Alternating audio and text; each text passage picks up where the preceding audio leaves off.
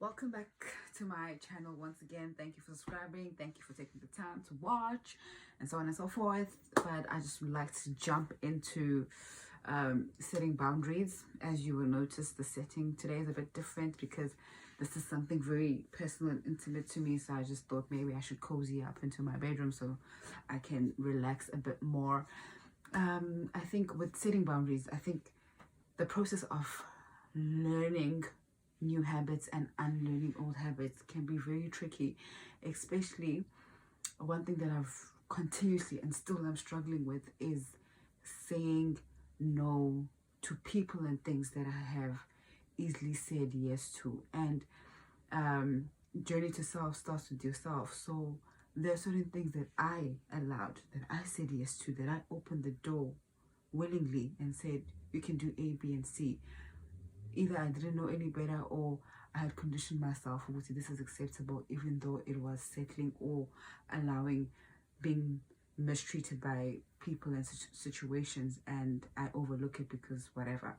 And then secondly, it's also learning to say no to people you used to say yes to, be it friends, family, where now you're very protective of your space, you're very protective of your time, and you need to get to a space where you are okay with saying no and you're okay with living with the guilt of saying no, because in the beginning it feels foreign, because how am I saying no to someone who I've always loved their attention, I've always loved their company, and now you're realizing certain things and I'm just like, oh, that's dead weight, and now I need to retract and remove myself and my time and my presence from them.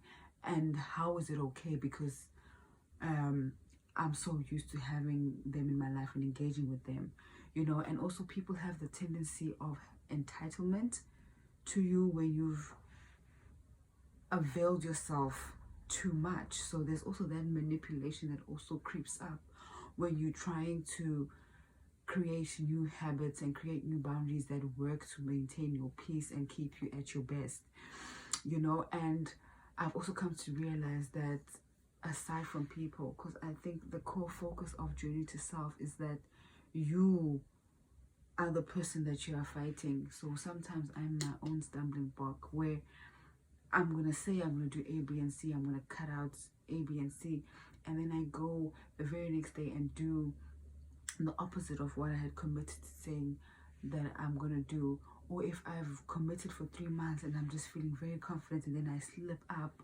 it's always very hard for me to just easily jump back, because the nature of things is that this was my normal. So who am I to try and change and become a better person? So it's been very hard, especially also dealing with family members. Remember, I was a people pleaser and I still have that in me from time to time.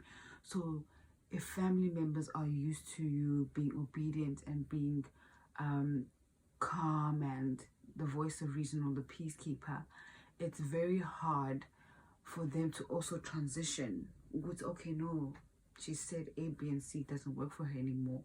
And it also is weird for me, because Nami, I also feel like a part of me is rebelling from them, because that has been me for what, 29 years of my life, and now I'm starting a new thing and it's at its infant stage.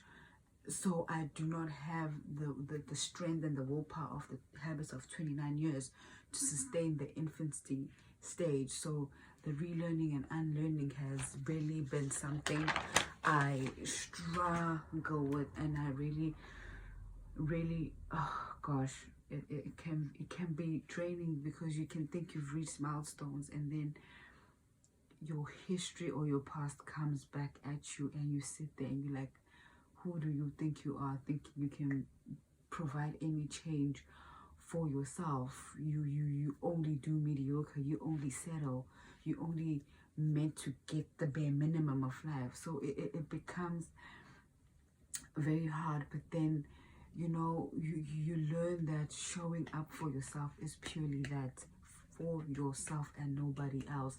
So just getting to a space where you allow your voice to overtake every other voice that has come into your life and had a voice for the longest time.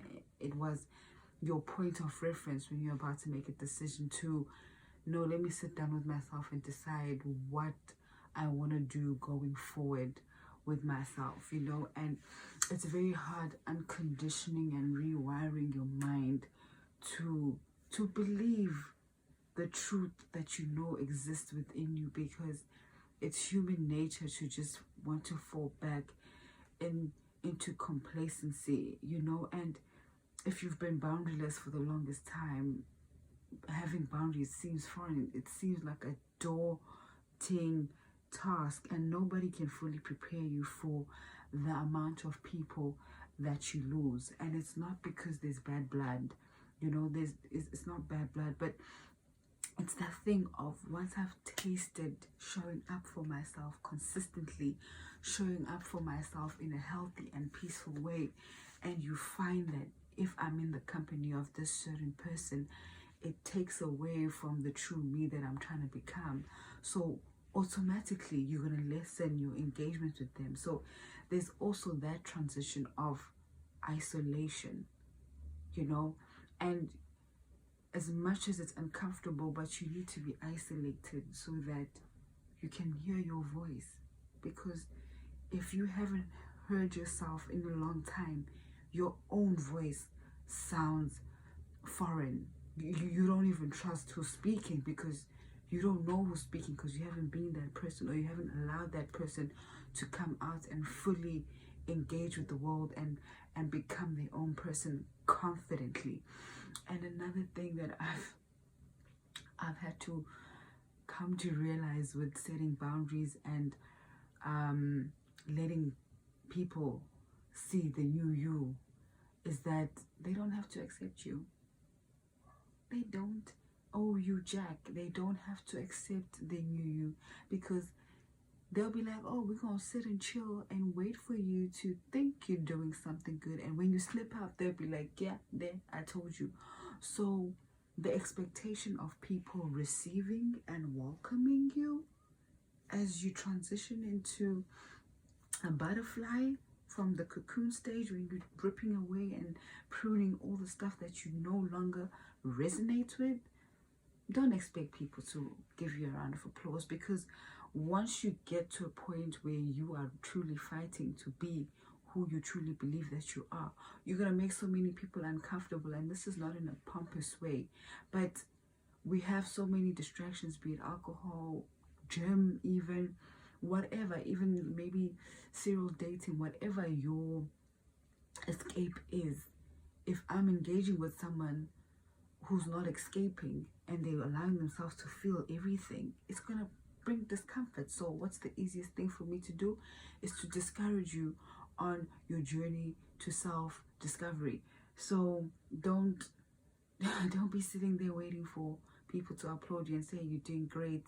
They're just like, can you please come back and let us all be miserable? Because once you've tasted the joy of being who you are and seeing the potential that you have, you become so clingy and protective of that. And it's not going to resonate with anyone, because it's not for everyone. It's your personal journey, and you are the company that you keep. You can't be changing. You can't, if you had committed with, I'm going to stop drinking from Wednesday, I'm going to maybe just limit it to Saturdays, and then the people you've been hanging around with from Wednesday, Thursday, Friday call you up and say, what do you mean no? Like, what do you mean no? It's Wednesday, let's get this party started, let's do the damn things. You know, it could be any vice, and it's just gonna make them feel like you zenza ngcono ngabo. And I think for the longest time I'd always be like, oh no, angitsheli and whatever. But there needs to be an element of feeling yourself or uyitshela, because that provides preference. preference is necessary so that you are able to see the boundaries through.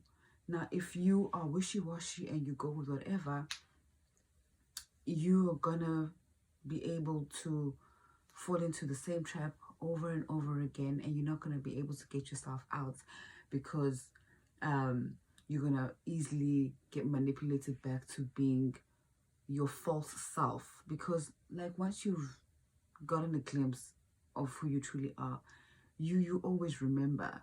I mean, you can try and lie to yourself, but in your heart of hearts, you always know to know, I'm living below par and I'm accepting mediocre behavior. I need to do better. And doing better needs courage. It really needs courage. And you cannot surround yourself with people that every time you're trying to take a step forward and make a positive change, they are the ones wanting to drag you back because you're providing a discomfort, or you breaking the norm, you know. So in being the company that you keep, you then automatically need to surround yourself with same head spaces. You need to surround yourself with people who are going to encourage you to keep pushing, encourage you to keep working to manifest your greatest potential. Dr. Miles Monroe used to say that his main goal in life is to die empty, having poured out all his gifts and talents. So if you are surrounding yourself with people that are complacent and are not trying to do anything that's close to being great, you are staying full, you are staying pumped up of talents, pumped up of gifts, and books and movies that need to be written by you, but because you've allowed yourself to listen to voices, even sometimes it's your voice, that discourages you and makes you believe that you can never amount to anything because of whatever patterns and habits you have. You can fall into that trap if you don't have the right company. So you need that company that's going to be able to reel you in. Previously, I used to repel. I used to like hate people who are going to be like, finally, step into my office, we need to fix A, B, and C, because in my head, I'm perfect. How dare you come and tell me there's a problem with me? So now I've attracted energy that I've prayed for, I've worked for, in the sense that the self-work and the mental health and the a positive mindset that I've implemented in my life, I've found that with the friends that I keep and people I engage with, they are also of the same mindset. They encourage me to believe that the path that I'm on is valuable, and they validate that it's crucial to be on this journey to self so that I can be the best version of myself, and we can all go out there and do greatness. So you really need to check who you surround yourself with. You really need to check what conversations you're having with yourself privately. You really need to check what are you feeding your mind, you know.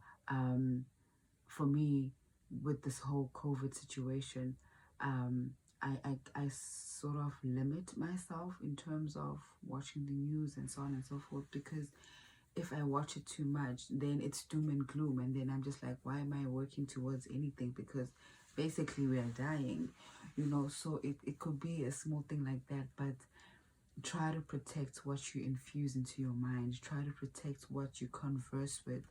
Try to protect what you spend majority of your day in. I mean, there's so many beautiful quotes out there. There's so many motivational videos, and so many practical things that we should be doing, but we don't do. It's just nice to say them.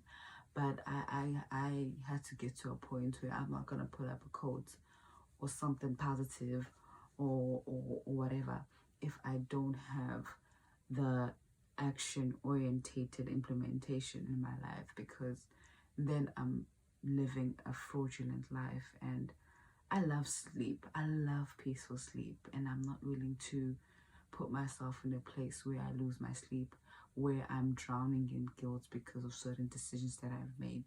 Yes, I'm gonna stumble. Yes, I'm gonna make mistakes. Yes, I'm gonna relapse and do things that I said I wasn't gonna do going forward. But I'm gonna pick myself out. I'm gonna pick myself up and get cracking, because I know I possess greatness. I know I possess a huge light that the world does need. And if my light can spark other people's lights, my job on earth would be done. Because I genuinely do want to leave this earth feeling like I've emptied myself. So I'm very stingy with my time. I'm very stingy with my conversations. I'm very stingy with my presence, because you could possibly trigger something in me that will take me back into the dark hole that I've been fighting consciously every single day to get myself out of. But the gist of everything, journey to self is not fun. Journey to self is not easy, because you have to confront yourself and allow yourself to see that you're flawed, and allow people to be like, fix that, you know, and allow yourself to be isolated and remolded. And remolding is not so fun. But once you start seeing the results, it becomes just a little easier to trust yourself, trust your voice, and fight to show up for yourself consistently every time, even if it's through tears, even if it's through self-doubt and lack of confidence. But you fight, because you know there's a greatness in you, and nobody can bring it out except yourself.